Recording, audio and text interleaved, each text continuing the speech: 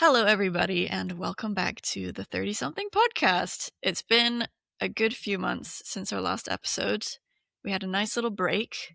I also think that's okay, for things to Yeah, come and go and to come back to things when you feel inspired. rest is Um, important. exactly. Yeah. Um, Today I've got a really special guest here. Who we don't have is Sasha, my sister. Not because she's disappeared from the project, but just today she's not able to be here. But we've got a really fun conversation lined up with my dear friend Meher Goel. And I need to intro her, and she's many things. So let me make sure I get this right. Meher. Meher. Meher. I was going to say your full name, and I was like, I don't need to keep saying your full name. Don't need to do that. Meher is a fellow third culture kid, a designer in tech. She is a creative extraordinaire in many facets in her life. She is a lifelong community builder. She is a Baha'i. Yep. That's one we didn't add in earlier. Yeah. Hi. She's originally Indian, but grew up in Dubai and then went to study in New York and lived there for 14 years. And has recently moved to Barcelona, Spain. And the reason I know her is because we went to school together in Dubai when we were like 13, 14.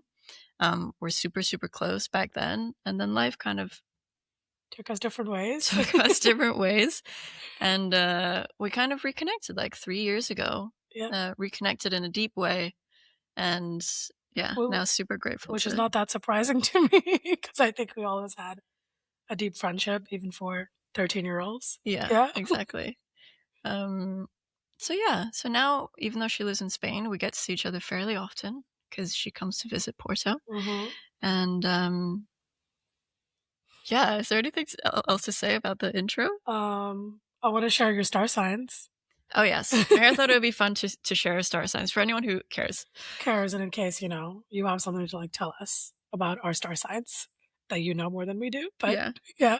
So you go first. Okay, so I'm going to share yours. Oh, okay. All right. So Tanya is a Cancer Sun, Leo rising, and a Taurus moon, which, as I've learned today, has a lot of legitimate traits that I see in her. Thanks to Claude giving us the breakdown. Thank you, AI. Woo! And Meher is also a Cancer Sun, and an Aquarius rising, and a Virgo moon. So do what you will with that. Yeah. But over the years, I think we've bonded a bit over the fact that we are fellow Cancers. Yeah. And we see a lot of overlaps in our sensitivity, our intuition, the way we see the world, the way we love and have friendships, and how that impacts the way we move through the world. Yeah. Yeah. And our conversation today touches on some of those things, and I'm super excited to dig into Meher's brain about this because she's somebody that's always, like, even from a distance, watching her life and the way she conducts herself with her friendships and family and community has always been so inspiring. That's really sweet. Let's try to not cry in the first 3 minutes. Okay, but yeah, challenge accepted. She's always just been super intentional about the way she moves through the world and the way she builds community, that I knew she was the perfect person to have this conversation about. Thank you. You've said a lot of kind things about me today, and it's been like 2 minutes, so It's just getting started.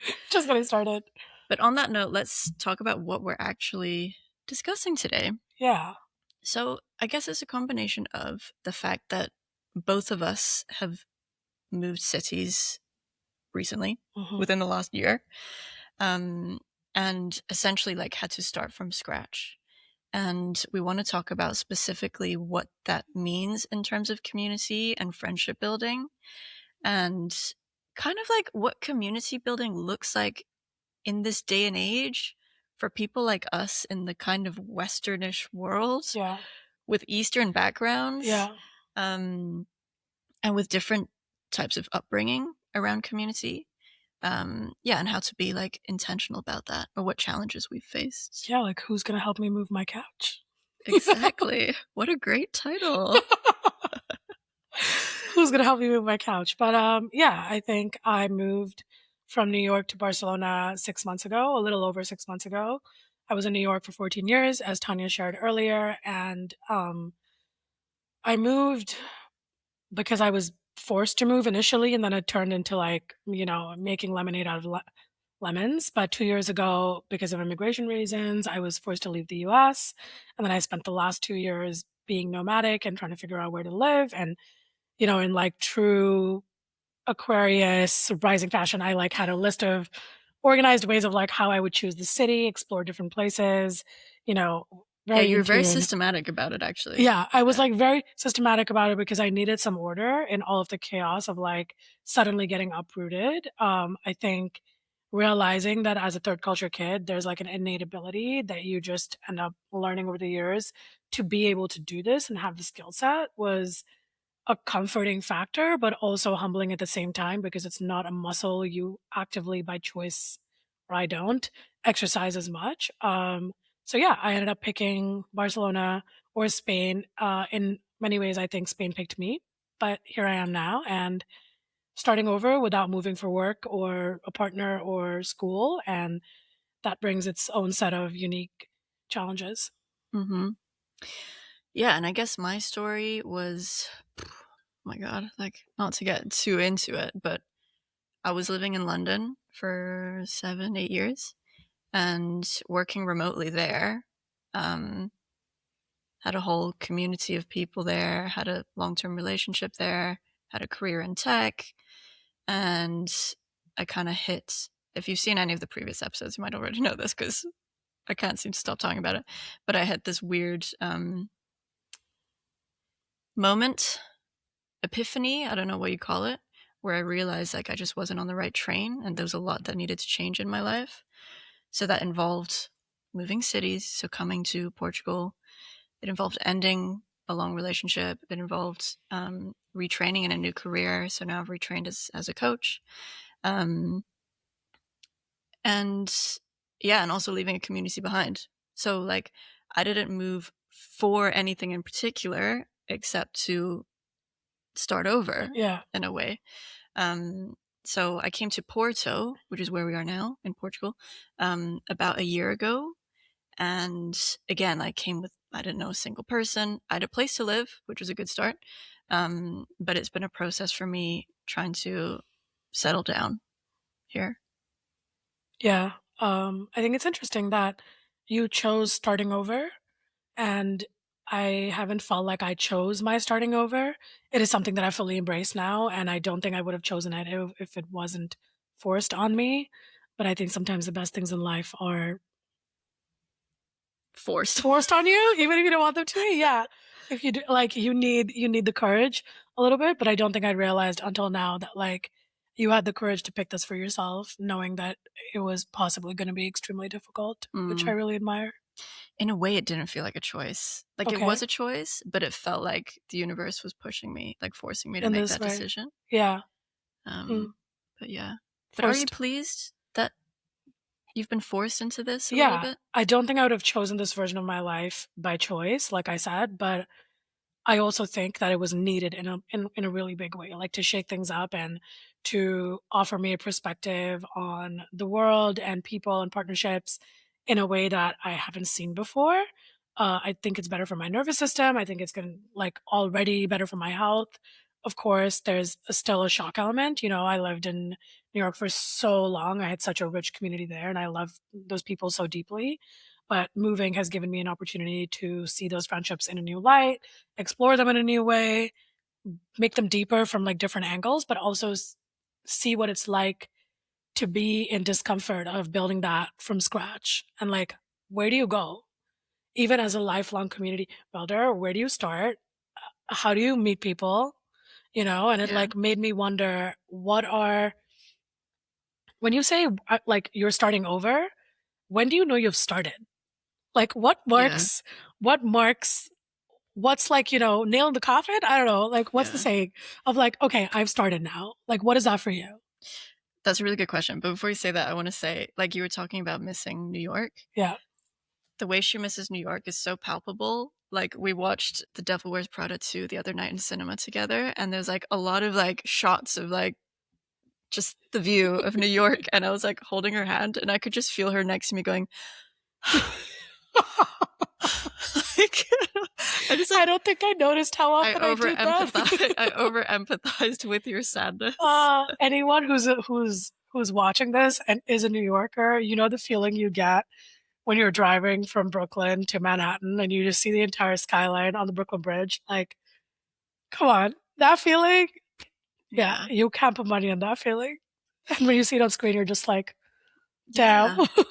And it's a crazy thing to do to like leave all of that behind at our age now, like in our early 30s. Yeah. Like watching our friends settle down, have kids, get married. Meanwhile, you're just like, all right, start from zero, I I bought a guess. new couch, by the way. Like, Yeah. Like yeah, here's a photo of my couch rather than like yeah. here's a photo of Or my just like, ultrasound. I like found my new favorite grocery shop, and they're like, "That's cool. I had a second baby." You know, Yeah. like, Exactly. thanks, man. Okay. But coming back to your question, what does it mean? No, no, what does it mean? When do you know Yeah, you've started? yeah. Like, what marks starting and starting over? Like, how long am I going to be starting over? How long is Yeah. that period supposed to? Like, is there a rule book? Because DM me, I'll give you my address, and please send it to me because I need that rule book. Yeah. It's a process. I mean, for me, I think one milestone to feeling like I have started is related to this community thing, but it's like if I have at least one person that will gladly do boring things with me, Mm, that's a really good place to start. mm, Like, yeah, I just need to go to the supermarket today, want to hang, totally. or like just want to Yeah, come over and like lie on the couch, have a yeah. cup of tea. Bring back knock on your door friends, like that viral article that's been going around. Yeah. Yeah, that's interesting. I think for me, I've been trying to figure out what this like milestone is or like what signifies started instead of starting over. I think what I came up with was a sense of familiarity. So having like a routine and having go-tos of things, like after a really long day of work, I don't really want to sit and figure out what my go-to place to order food is from or what my favorite snack at a grocery store is. And knowing those things, it takes away so much of like decision-making power that you then are allowed to use that part of your brain for like other things that make you feel more relaxed or more safe or whatever it might be. So I think I always mark those as like, familiarity things. So when I moved to Barcelona, I was pretty not quick, but I put in the effort to like find my go-to coffee shops or like my go-to grocery store or what is the one snack that I'll always reach for that is like the perfect amount of like healthy and indulgence or like, what my like post dinner walk is going to look like. And I think Mm. just like those little routines allowed it to feel like I wasn't starting from scratch. Like I already had the ingredients. I was just figuring out how to use them a little bit. And then I think eventually I was like, okay, now that that stuff's kind of getting figured out, community has always been such a big part of my life. Like, how do I have the people here that I have board game nights with, or go to a workout class with, or I don't know, grocery shop with, or sit on the couch with and do like nothing? Like, my Mhm. best friend and I in New York, we had this thing called Puner, and she's gonna laugh, but it's basically potatoes with no emotional range. And it was just What? Okay, wait. You need to say more. so basically, like, we both had very, very high functioning jobs, and the weekend we'd like exhaust ourselves being over social. So on Mondays and then sometimes even Fridays after work, she would come over or I would go over to her. And we had this unspoken rule that one of us would cook for each other. And we would have all of 10 minutes of conversation of just like, how's your day? You good? I good? Okay, cool. And then we just sit in front of the TV, like potatoes, and watch absolute garbage. Like one time, I think we Mhm. forced ourselves to watch American Horror Story with Kim Kardashian in it. Mhm. Such bad TV. Like I cannot tell. And then we were both so hooked onto it, we found the need to like finish it. But I think there is so much beauty, especially in your 30s when you're single and or in a long distance thing. Um, to have a girlfriend you can do that with Do nothing with. do nothing with because I think a lot of people have partners to do nothing with. Yeah. And I don't think girlfriends are a replacement for partnership, but I don't think any relationship is a replacement for any other relationship. Mhm. They all hold their own merit. I don't think one person plays all roles for you and they shouldn't if you live like a healthy lifestyle. So it was just like incredible. And then I moved to Barcelona and suddenly it's Monday evening and I have no one to puner with. Yeah. And it was just like, okay, I guess I can watch trash TV by myself. But now it just feels like being lethargic instead of like this like Yeah, rebellious it thing just we're doing. feels like loneliness. And the thing Yeah. is, like, you and I both live alone, and, like, I love it, I love living alone. Yeah. but you have to be pretty proactive because, like, To I reach can out. fairly quickly get into the space of, like, Eh, "Wow, I just feel alone." yeah. So, like, having Yeah. the friends that will do nothing with you is Do a nothing must. with you. And I don't think like feeling alone is like the devil. I think it's important, at least for me, it's important to like sit in the loneliness. But I think the difference in being in New York was I could choose when I wanted to sit in it versus when I could text a friend and just go for a walk with them. And then you move somewhere new and you don't really have the option, right? So how do you help yourself in that situation? So I leaned on like the things that I know about community and what kind of people I gravitate towards and what that looks like for me. So the first month I actually was kind of ruthless about it in a way that I burnt out pretty quickly. But before I moved on Instagram, I put out this like story. If you know you or someone you know knows anyone in Barcelona, connect me. I don't care how you know this person. Like you might have met them like at a wedding for like 10 minutes. And I think like it felt so weird to be on Instagram being like, find me a friend and being so like public about it. But I was like, desperation will make you do crazy things. But I was proactive about it. But that first month I had like 100 coffee. Okay, not 100, but I had like 20 coffees and I was new somewhere. And my nervous system was like, holy shit, what have you done? You've just moved your entire life somewhere new. And I burnt out. And then the second month, I was like, all right, you can't do this. So then I gave myself this rule because I'm a systems thinker where I was like, all right, each week you're going to meet one new person and meet one old person. So you're deepening a friendship and building a new one. And it just takes time to like figure out if someone's going to be your person or they're just going to be like a friend you know. And I think that's okay, right? And it's also such a great idea to, like, lean on your existing community to help you build more community because they already know you, like, they'll probably know who you'll vibe with. That's true. So if Yeah. they're like, "Yeah, I I didn't know think of someone in that. I was just Barcelona," so like, you desperate. I was probably like, get sure. on. I was like, I don't care if you think this is the worst person alive. Connect me to them. Like, I'll figure it out. What Yeah. was it like for you? Like, how did you go about it? Well, honestly, for me, like, the first few months, I was pretty non-proactive about building community. I was just in, like, a certain headspace where I was kind of just focusing on work and, like, finding my own feet, being Mhm. alone, living alone for the first time. And then summer hit and I traveled a bunch and it was super fun. And then I got back to Porto when autumn started coming in. And usually when autumn starts coming, I get pretty depressed anyway. Yeah, weather, Not full on season. depressed, but yeah, seasonal affective disorder. And I came back and felt so alone and like all these things that I'd left behind in my previous life like hit me and it was like really overwhelming. Yeah. And that's when I found this group of women. It's called Meet My Friends. Shout out Meet My Friends. It's basically this organization that runs events for women to make friends. And I just started going to a bunch of events and they were awesome. And all the girls were like pretty like minded, Wow. like similar stage of life. Yeah. A lot of them also having just moved. And I just met a bunch of nice girls there. And I met a friend who's now like one of my BFFs and like lifelong friend. And we've only had now like, I don't know, Is the six sweetest. six month friendship, but we're Yeah. so close.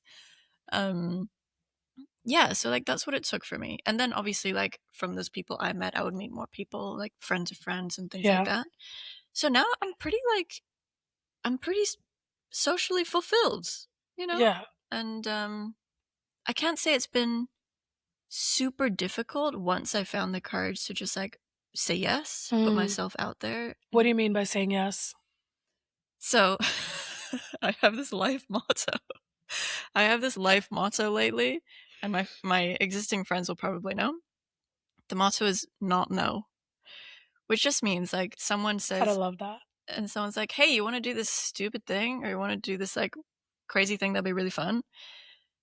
As long as it starts with not no, it could probably turn into a yes, and like almost always it has turned into a yes for me. And I've just done a bunch of really cool, fun things Yeah. and met cool people since like taking on this motto. I kind of like that it's not say yes to everything because I've heard that a lot. Yeah. Where it's like I'm just gonna have a week where I say like yes to everything. It feels I always hear that I'm like, this is a little too much commitment. I like not no because it's nicely packaged. but it's still ambiguous, and it's still it's technically just a maybe, right? But it's Also, packaged so much the better. alliteration, not know, is Yeah, nice. it just sounds more poetic. It sounds like you're intentionally saying maybe instead of just being like, "We'll see." Yeah. And you give yourself the permission to, like, move in the direction of yes, because mentally it sounds like you're telling yourself, "I'm not a no. I'm also not a maybe. I'm actually closer to a yes than I am to either of Yeah, those yeah. things." Yeah, like my 2 friends here, they were going to Brazil for a couple months in January and February this year, and they were like, one day, like, "Why don't you just come with us? Like, third wheel us." And I was like, at first, my instinct was like, "Obviously not. Like, that's That would be crazy. crazy. That's expensive. That's a lot of time, whatever." But instead, I said, "No, no." It started with "no, no," and then soon enough, it became a yes, and And she looked so happy on this trip, by the way, it like, was the best trip. glowing, lived her best life. I, like, watched her stories and lived vicariously through her. Yeah. So I spent a month in Brazil with these 2 friends, and it was just, like, the best, and I was really glad it started with "not no." Not know, can we need that on a hat. Like, should we make, like, 30 somethings merch? Like, not Yeah. know? Like, Hell yeah. I think Hell we need yeah. that. We need, like, little hats that say not know. Yeah. Okay, but I'm, like, curious, right? We're talking a lot about friendships and what it means to make friends and moving and starting over, and, like, community. I'm curious what community means to you. Has it always meant the same thing? Like, how do you define that word? Because I feel like it's such a buzzword. Today, everyone's throwing around community like, I don't know, candy? What's the say? I was gonna say Okay. 2 cent whore, but that's No. cut that out, cut that out. Oh, need to stop watching Gangster, but so what does community mean to you? Okay, so this is a tricky one because, like, I think you and I have a difference in the part community played in our upbringing. For me, like, I was born in Hong Kong, um, to well, yeah, I was born in Hong Kong. I don't know how to what else to To, say about that. it's fine, it's fine. Never mind. That's another podcast. No, without going into my whole life story, like, I think when I was really young, I only had community to a certain extent. Like, we lived in a city where, like, you don't really know your neighbors. You don't just, like, go out and play with people, or you don't Wow, really help out your neighbors that much for some reason. Although I was part of a big Chinese family where there was this more, like, collectivist ethos and, like, approach, yeah. community approach. Um, so, like, when I was younger, there was some sense of community, but again, not much. I had school, which is a really strong sense of community. That's true. But, like, we left Hong Kong when I was 12 and moved around. I moved around, like, a few times since then. And the way it was for us was we didn't have a lot of, like, community built into our everyday framework because we didn't really have a religion or, like, a even my parents didn't really put in Seek they it, didn't yeah, they didn't really seek it. Like, they were right. quite, like, career and family-oriented people. Um And we just didn't have a lot of, like, friends around, not from our parents anyway. So did you, So like, hang out with school friends? Did they come over? Did you go over? Was that culturally not a thing, or it wasn't for your family or their no, it families? was, but I think it wasn't so easy. I was even having this conversation yesterday with a friend, how, like, in Hong Kong, my friends wouldn't be near me. We couldn't, like, go out into the Oh, street and play. okay. Like, to go over to someone's house was, like, a very pre-organized thing. Your parents had to drive you or, like, take you on Right. public transport or whatever. Yeah. And it was kind of the same in Dubai as well. Yeah, because we were young, we lived far away. I don't think it was because our parents wanted it to be that, but I think from an age thing, it's like, "Oh, we have to organize our kids' hangouts." Yeah. Like, it's not because I remember going to the park and playing with my neighbors, like, because they lived so close to me, but if Yeah. someone didn't live close to you, it's a lot of logistical planning on the parents' end. Yeah, Yeah. exactly. So I think, like, I didn't have a lot of community growing up, Mm. actually, and maybe it doesn't help that I was also this third culture kid, mixed race, like, it Yeah. wasn't really obvious where you fit in. Yeah. Um, but I think, like, when I was living in London, I had a lot more of a sense of community, and I started thinking a lot more about what it means to have community and how valuable it is, and it Mm. helps that I was with a partner that really valued community and had quite a lot of community around him. Yeah. So I kind of got absorbed into his community and experienced a lot of the beautiful elements. Like, just to give you an example, I hope this doesn't make me cry because sometimes it makes me cry thinking about this.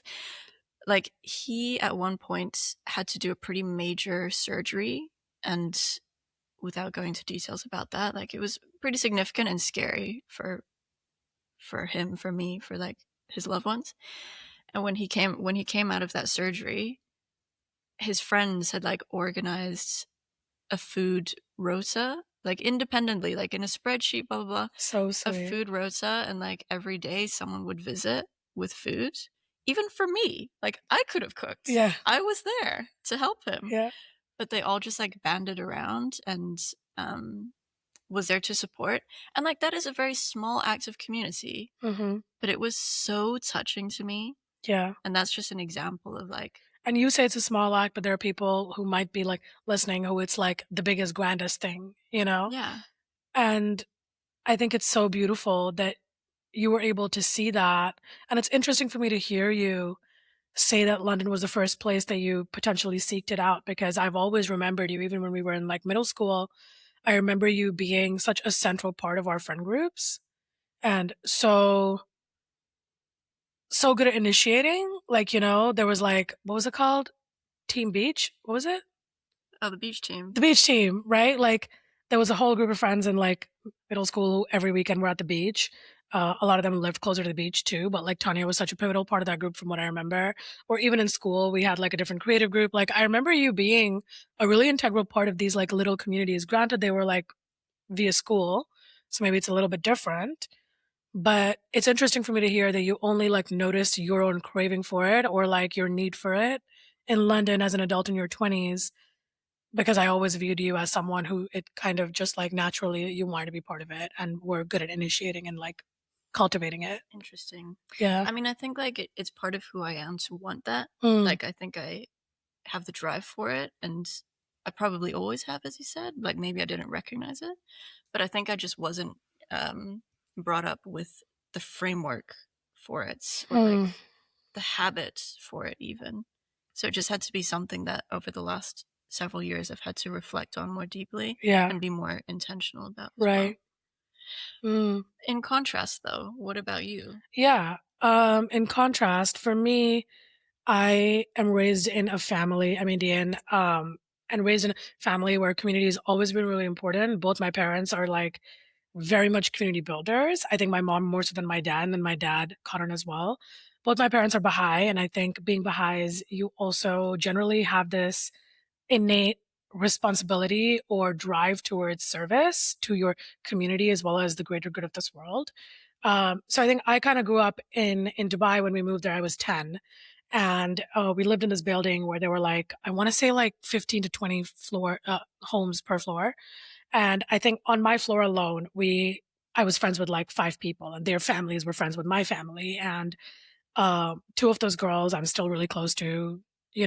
Pragya, Sneha, and I still see each other. Sneha just had a baby. Like, this is like 20 plus years of friendship, but they were, like, one door away. And I remember this thing where none of us ever kept our house doors locked. Like, you would just open the door as if it's your own home, go to the fridge, open the fridge, grab a tomato, go home. And I've said this story to friends in New York, and they looked at me in such horror that I don't think I realized how weird that might be for some people, but for me, like, that level of comfort, of, like, understanding, of familiarity, of trust is so normal, and it's such a default to a community, and it makes me think of the saying that goes, "It takes a village," because that saying actually goes, "It takes a village to raise a child," and when you really think about that, I think about my time of living in this building for, like, a short period of time, and all the dads are at work all day, so that's what they're contributing to their family. So, like, what do we think was happening with the kids? It's all of these moms banding together and coming together. It's like, okay, I'll, like, pick up your child from school today, or, like, okay, you have to go to the tailor, so when your kid comes back from school, she can come back to my place instead of your place, so she's not home alone. Just, like, things like this, and it really does take a village to raise a child. So I was always raised in this environment of trust, community, like, emotional support. And then I think the older I got, the more I saw examples of this. Like, I have clear memories of living in Greens in Dubai, and my dad would go grocery shopping, and he would literally send a group text in, like, the group chat of, like, couple of friends and neighbors being like, I'm going to this grocery store a little like further away. Who wants what? And they're going to send their groceries. They won't be like, no, no, no, it's okay. I'll go. No, no, no. Can I help you? No, let me know what I can do for you. No, they would just send their list. They would just send their list. My dad would get the groceries, drop them off at their house. And then that's just like, there was a thank you and there was a sense of gratitude, but there wasn't this sense of like overwhelming, oh my God, I'm going to have to give you a gift or monetarily, like I need to, no one's keeping score. There was no one-to-one in this, right? Or like my sister is having a really hard day because she got into like an argument with my dad.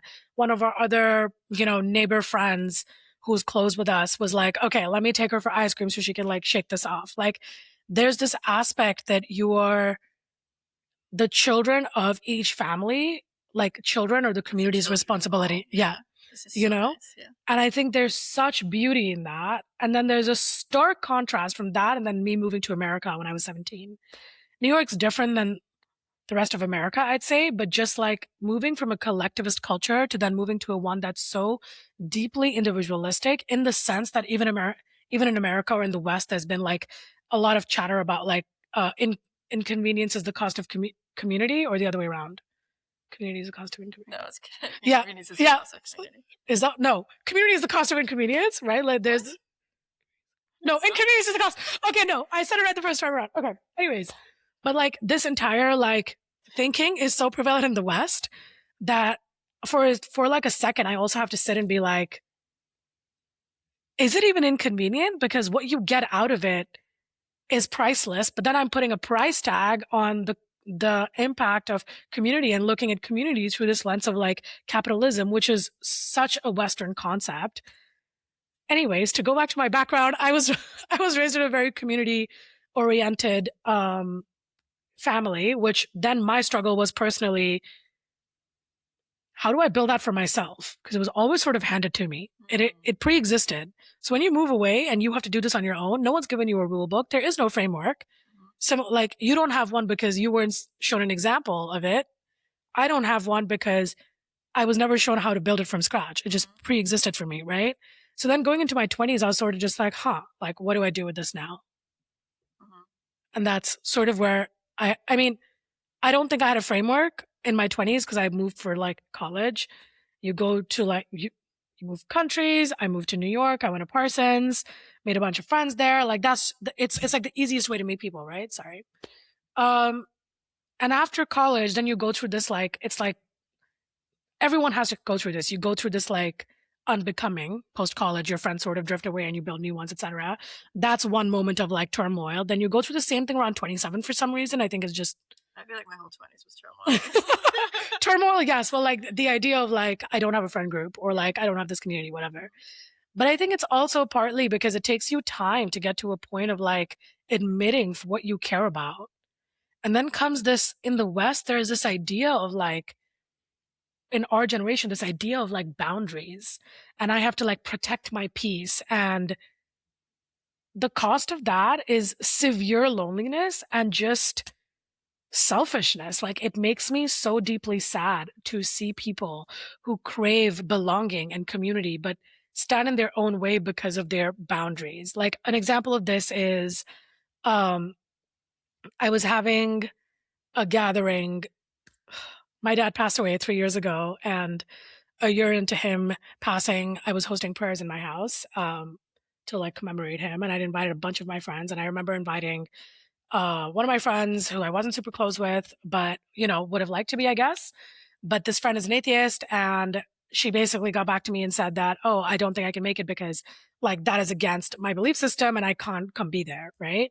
And that is in contrast to my best friend who is also an atheist who came anyway, and prayer is not really her thing and God is not really her thing. And she sat in on the prayers for 10 minutes and she spent the rest of the time preparing the food in the kitchen, putting it on the table, making sure everyone had what they needed, opening the buzzer when the bell rang, making sure earlier that day I had eaten.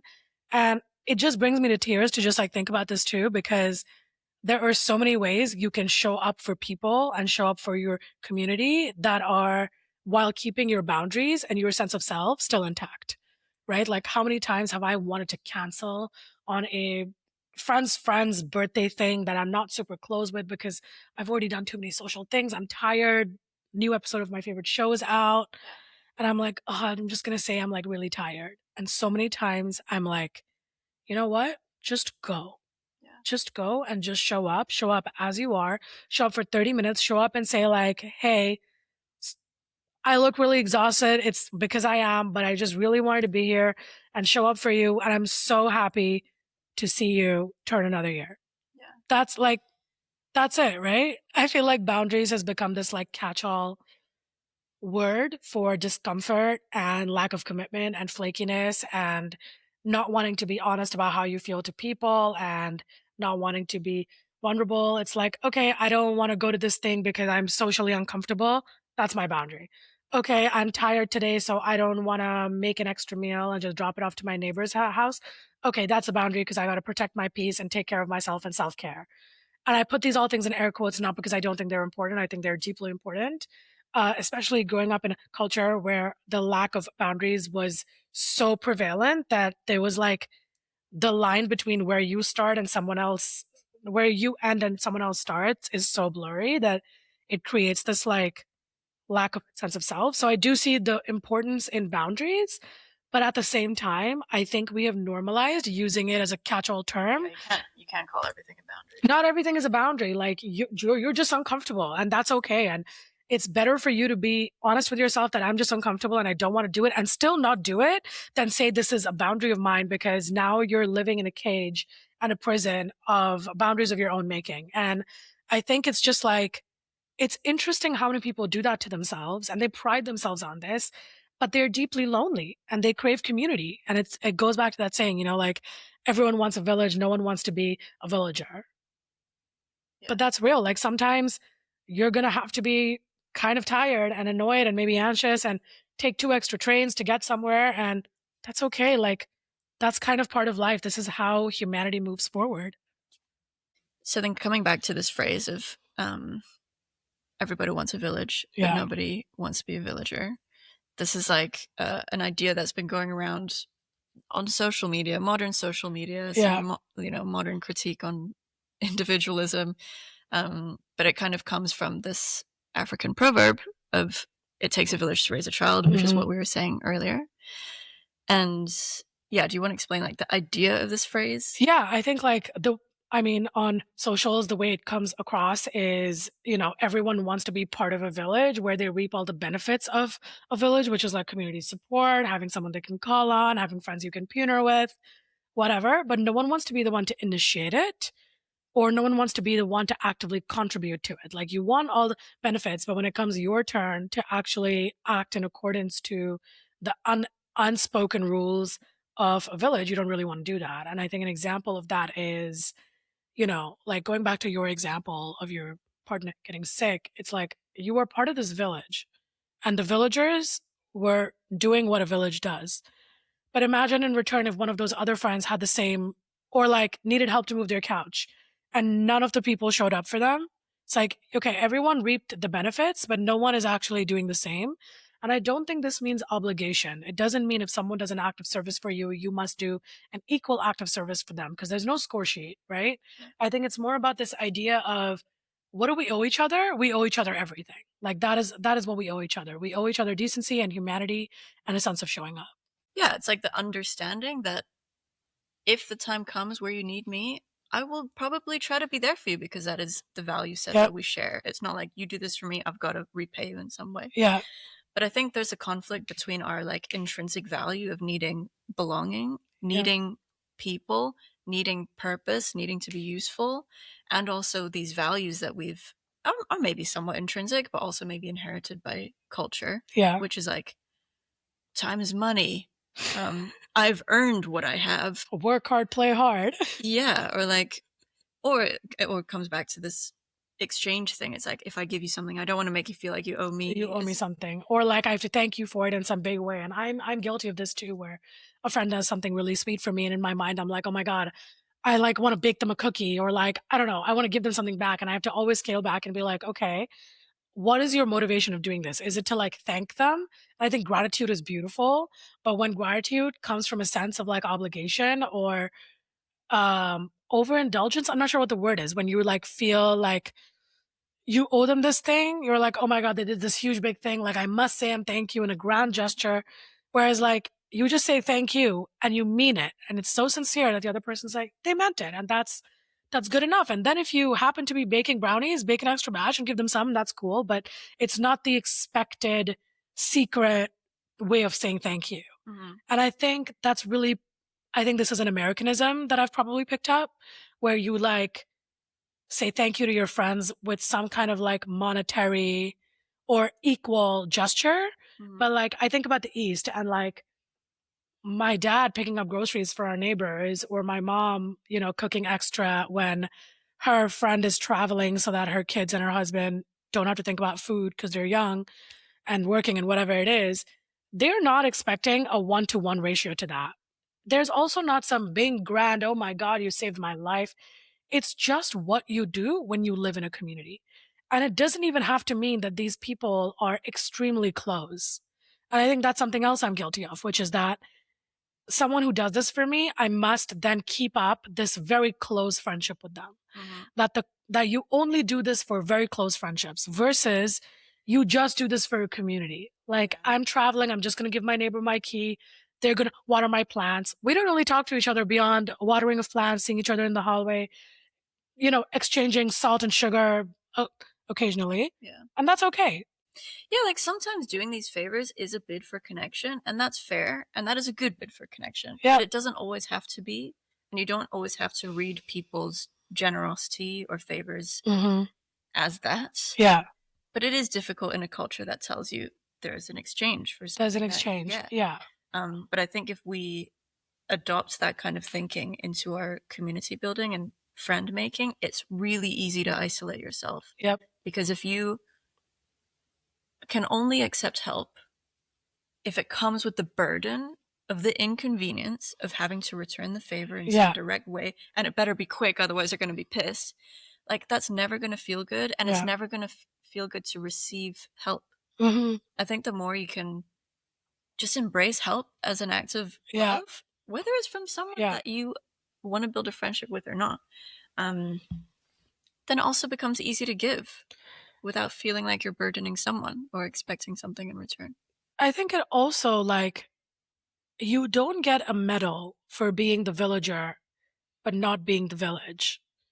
Right? What I mean by that is you don't get a medal for um, being the one who gives help, but never being the one who asks for it. Oh, yeah. Right? Like no one's standing at your grave when you die and being like, look, here lies Meher, the girl who never asked for help and did everything for everybody else. Like, You know what? I think people do say this, particularly for women, and it pisses me off. Like women that died, that's like, actually oh, she absurd. spent her life being so selfless, like always putting everyone above herself. This like pisses me off. It's like, what? How is that a thing to glorify Yeah, why would you? someone? Like, Yeah, yeah. I think especially in the East, I guess you're right. But like, I see this a lot in Eastern women, where this sense of service comes with this energy of martyrdom, yeah. and it's like serving and being a martyr. You don't get a medal for that. Nobody wants you to do that. The community that loves you and pours into you does not want that for you, right? But I think conflating all of these things, like if there's a spectrum called building community and service is bang in the middle, on one end we have like martyrdom, on the other we have boundaries, right? Yeah. And like both of those sides, both extremes are unhelpful.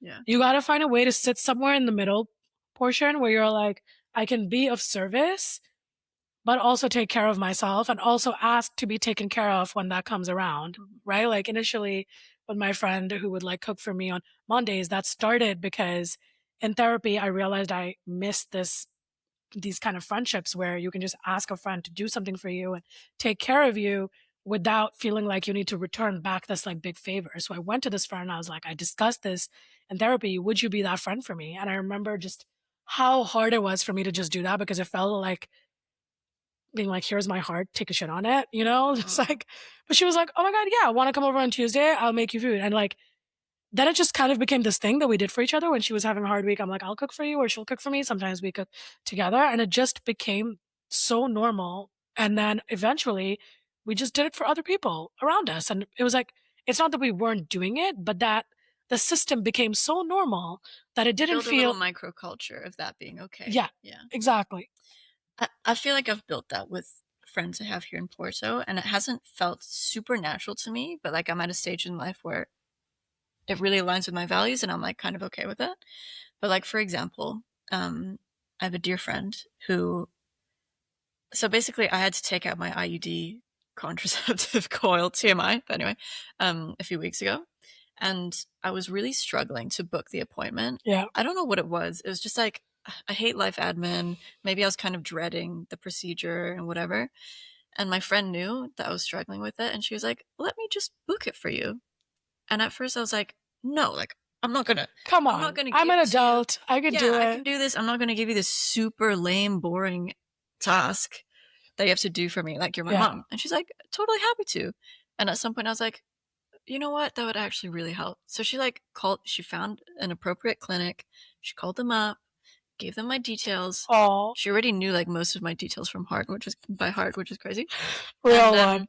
Yeah. she booked a time where she knew she could come with me Yeah. as well. And she came with me. She sat in the room with me, made sure that like if I forgot to ask certain useful questions to the Mhm. doctor, she like Yeah. asked those questions for me and was just there throughout it all. And it was like so touching, but also like, you know what? This is okay. It's Yeah. okay to have people in your To life do that do this. this for you. Yeah. And like vice versa, like she needed to rearrange her kitchen cabinets and she was like, "So when can you come over and, like, Mhm. help me arrange my kitchen cabinets?" And, like, that's the thing where a lot of people would be a bit ashamed to ask, you know? I But I love was like, that. "You know what? Hell yeah." Hell yeah. This for Yeah. me is, like to be able to do this with you is Yeah. such an honor and is such a, like, gift to our friendship Absolutely. that, like, Yeah. I would love to. And we had a Yeah. fun time rearranging her cabinets, you know? It reminds me of a friend where I had asked her for help with something, or I don't even know if I'd asked. I think she had just like started helping proactively. And by the end of it, I was like, oh my God, thank you so much. And her response was, thank you for giving me an opportunity to serve. Yeah. And I loved that so much because I was like, wow, like in being someone who never asks for help and never wants other people to be burdened or inconvenienced, you're also not building capacity as a collective community, but you're also not giving other people an opportunity to rise and serve. Yeah. And a lot of people want to be helpful. They Yeah. want to help and they have agency and they're adults and they can say no if they don't want to, right? Not just wanna help, but they wanna show you love. They They wanna they feed the wanna show you friendship in love. that way. Yeah, Yeah. they have, like, different ways of cultivating it, and it's like, it doesn't even have to be, like, big things, like, I'm thinking of one of my closest friends who she was over one day, and I'm, like, dreading doing laundry. If you know me, you know I really hate doing laundry, every part of it, the putting in the machine, drying, folding, all of it. Like, I wish AI would actually help us do that and just, like, do it itself. But she was over, and I had to do laundry, and my laundry place was, like, downstairs, and I was like, "Oh, do you wanna come do laundry with me?" And she was like, "Yeah, no worries." And then she goes like, "Actually, yes, worries, but I love you, so it's okay." And it was just like Yes, such a simple act because I was like, she also fucking hates doing laundry, but she's just gonna come with me. And she actually did most of it for me, which was really sweet as just get well. in the trenches with you. Get in the Get the trenches with you. laundry And trenches. then in inverse, she was like really overwhelmed. She's not an organizer. So I went over to her place, organized all of her kitchen cabinets and her closet, similar to the way you did, threw out a bunch of stuff. And it's like, it just makes me think of these like really small acts. And I think of this person, I'm like, of course, this person did it for me because she's my best friend. So she has to. But now I'm thinking about how just like 2 weeks ago, I had this massive leak in my apartment in Barcelona and I had to move out on like 2 days' notice. And there were suddenly 12 people in my apartment, 12 friends who I've just made, some of whom I've never hung out with one on one, some of whom I've met once in a group before. They're suddenly all in my apartment, helping me pack, including my neighbor from upstairs who I've met in the elevator and gone on one walk with, maybe two walks. She and her husband are there. They have basically taken all my freezer things and put it in their freezer. They're helping me pack. One person has called her stepfather to book a truck to help me move stuff into storage. Someone else has called. And by the next 2 hours, suddenly all the check boxes were done. And I'm just sitting there like, wow, here I am thinking that I don't know where the line is between starting and started. And if this is not started, what else is, you know? Yeah. Like, what more proof do I need than knowing the name of my barista at the local place I go to and these 12 people being in my apartment and packing boxes? Yeah. That's And so nice. thank you. I mean, that's the thing, like, community showing up when things are fun, like, doing fun things with your community, Yeah, great. Community showing up when things are shitty that's is, what's up. like, That's that's what's what's up. up. That's what's up. My That's dad what's up, yeah. would say this thing. It's in Hindi and it goes, "Log ke sukh mein hona ho, unke dukh mein hona chahiye," and it basically translates to whether you're in their happiness with them or not, you definitely have to be there with them in their like lows or their like bad Mhm. moments. Yeah. And I thought that was so interesting because he's like, whether like you might not be there for the happiness, make sure you're there for the sadness. Like Yeah. make sure you're there for like that bit. And I always thought it would be the reverse, like, be there for people. But I think it's like it matters. Even when it's uncomfortable, it matters. Like, one of my really good friends had a miscarriage and there's nothing you can say that ever makes that better. But I remember just being like, okay, I'm just gonna go and sit next to you and exist there and be like, I don't know what to say, but I'm gonna cook for you. Like Yeah. that's all I can do. Or do you want to go break some glass? Like I can facilitate that, Yeah. Or after my dad passed away, I think this is one of the sweetest thing anyone's ever done for me. But I got home, I got back to New York and I opened my freezer and there were meals, frozen meals from people I have never met in my freezer for like months, Oh, just months. Turns people you've out never met. people I've never met. Two of my closest friends who have my keys in New York, they had hosted the day my dad passed away, they had hosted prayers in my home and they'd invited anyone who knew of me or wanted to come. Just pretty And you much. were there or you No, weren't there? I You wasn't there. weren't No. there, and they hosted it in your home? Because I was like, hosted in my home. My home was also known for this place of like, feel free Yeah. to host there as long as certain people had my keys and it was okay for them to do that. So not only did they host it in my home, they made a jar of words that I might need to hear over the next couple of days, along with little notes. They wrote me a card. They left it on my table. So it was the first thing I saw when I like got back home. And all of these strangers had put food in my fridge with like labels of what it was and what it wasn't, keeping in mind my gluten intolerance, keeping in mind that I'm vegetarian, keeping in mind that I don't like mushrooms. And it was all sitting in my freezer. And when I tell you, I came home and just ugly cried for a solid 2 hours Yeah, I'm because, starting to cry. This is, like, so touching. but it's literally just like, and it's just, they didn't owe me that. They had no reason to do it. I didn't ask them to. Nobody asked them to. But when the question arises of what we owe each other, I think it's everything. And I think this is an example of everything. Mhm. Over the course of the next 2 years, these people would come over to my place for like a something, invited through a friend. They're like, oh yeah, I've been in your home before. And I'm like, oh, okay, cool. Like you're one of those people I haven't met who like probably left me food or like, and it's funny because they had so much grace. Sometimes I didn't even remember who they were after the fourth time of meeting them. And they were just like, no problem. Because they were like, this year, you're you're not supposed to remember. Yeah. But I think this has gotta be a reflection of you. Not just who you are, but, like, I think it's a what you reflection of the Baha'i create. faith, to be Or fair. maybe. Yeah. But it's like I think it's a reflection of the kind of spaces you create for other people, the culture you create around you, and the people you love, Thank you. that it comes back. Thank you. Yeah. Yeah. And I think I've just like seen that with my parents. It's like no questions asked. Like I remember being at my dad's memorial and just hearing all of these stories of how he's gone like above and beyond from dropping friends' kids to their universities and like helping them set up their dorms. Just like these things where you play the role of a parent for a short period of time because you need the uplifting. Yeah, like, I think, we've already illustrated some examples of things you can do to, like, initiate that acts Yeah. of service or to be a villager, like, what does that look like?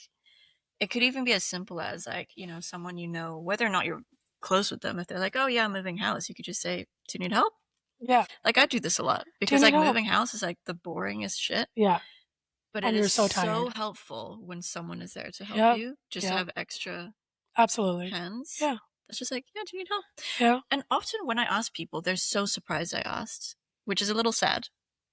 Unless they're, like, friends of Yeah. mine, but if I don't know them well, they're like, Like, really? "Oh, like, please, You no, you you don't don't have to have to do do." all that. It's like, but I want to. Yeah, it's like, It's it's like I okay. don't actually want to, but like I Yeah, want to. Like exactly. no It's like, worries. I don't want Yes, to. worries, but let's do it anyway. Yeah, yes, worries, but Do it anyway. Yeah, but no Yeah, worries. absolutely. Yeah, I mean, also, like, I remember when I was leaving New York, uh, 2 years ago when I had to, like, leave quickly, I packed up my apartment on, like, 5 days notice. I remember the example of an engineer I worked with when I worked at Etsy, who I'd never socially seen outside of work things. He heard via another engineer on my team who lives in San Francisco that I have to, like, move because of all of this stuff, and he showed up, like, 2 days in a row to help me pack for, like, hours after work during the week, and I was just like, so grateful because wow, just what an act of he's like, "Yeah, I know what it's like. Just That's so showed up." nice. Yeah. Just and I'm just like I still think about it. I'm like, "Oh my god, should I have like gifted him something?" Or just like this thought of like, Yeah. how do I return this favor back? But the way people show up, if you give them a chance and if you do the same for them, which is why I don't think the cost of there's no cost. Yeah, Like yeah, there's you cannot quantify how yeah, beautiful and impactful receiving from a community is, especially when you're willing to like give to them. yeah. Yeah. It's just a small, like, mind shift? Is Mindset that it? shift. Mindset shift. Mindset shifts that I think is, like, your part in making the world a better place, because if you Absolutely. can change the culture even between you and a few friends Good enough. ever so slightly, Yeah. and that has maybe And a they'll ripple change it with a few effect. few Yeah, friends and like, they'll yeah. Like it same like during this moving time I had a friend in the Bay who couldn't physically be there. So one of the nights she sent food for everyone. I was like, thanks. Didn't ask for it, but I was literally just like like moments in life where you're brought to your knees because you're so grateful. yeah, I've had so many of those, touch wood, very blessed. That was it too. I'm like, you're not physically here. Moving sucks. Moving under these circumstances, even worse. yeah, But food is taken care of. Someone just like brought extra tape and extra bubble wrap. It's just when you're holding a lot of things and half of them fall, knowing for sure someone else will pick them up, it's can't the put a cost best. on that. Yeah. But so, like, to end this then, let's just think about, um, for someone who's starting over like we are, or we have started over, let's put it this way, not starting, but started. Um, what are some things that you can, like, what are the top 3 things that you wish you knew Yeah. if you were to start over again? Okay. The top 3 things I wish I knew before I started over would be number 1, in your need to feel comfortable and familiar, you might attach yourself to something that you like in the beginning. But what that does is it kind of stops you from exploring a lot of other new places that you might enjoy a little bit more. An example for me was getting attached to like one coffee shop and not even exploring a one that turned out to be closer to me that I liked better and met more people at. So just like give yourself the permission to be uncomfortable for a little longer than you can bear.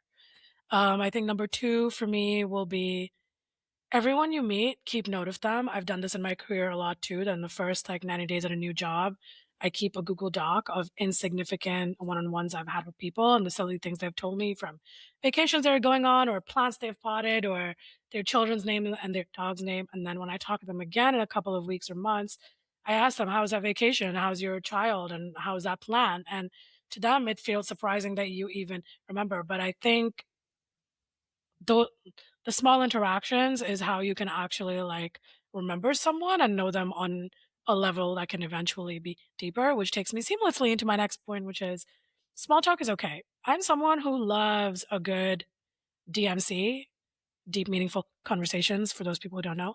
I love a good DMC, but you need to bring back the art of small talk because meeting someone new, it can be hard to just jump into the straight for a lot of people you speak to. So be okay with the small talk. And the small talk doesn't have to be like, what's the weather? It could literally be like, where did you get the shoes you wear? Where do you usually shop? Or what are you eating for lunch today? Do you come here often?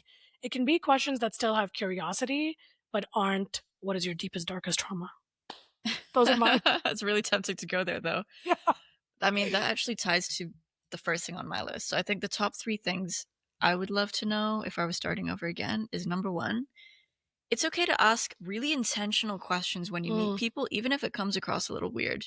Like, for example, something I've done a few times, rather than asking, what do you do for work? I say, like, what is your dream job? What is your that's dream good. career? And sometimes I've asked that and, like, never found out what they actually do, because you get a much more interesting, Answer. connecting answer as a result. Um, And also you can, like, kind of filter out for your people quicker. Mhm.